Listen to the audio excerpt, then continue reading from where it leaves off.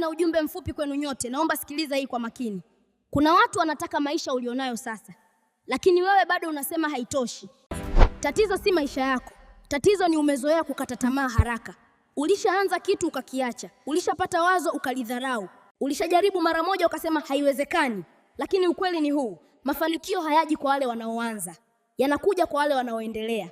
Unaota ndoto kubwa, lakini vitendo vyako ni vidogo. Unaomba mabadiliko, lakini hujabadilika. Leo fanya uamuzi mmoja, usiache tena. Hata iwe ngumu vipi, hata kama hakuna anayekuamini, endelea. Kwa sababu siku moja utajishukuru kwa kutokata tamaa. Anza leo, sio kesho. Ili kuendelea kupata video hizi nzuri, usisahau kulike, kucomment na kusubscribe kwenye channel ya Aliko Baraka kwa motivation zaidi.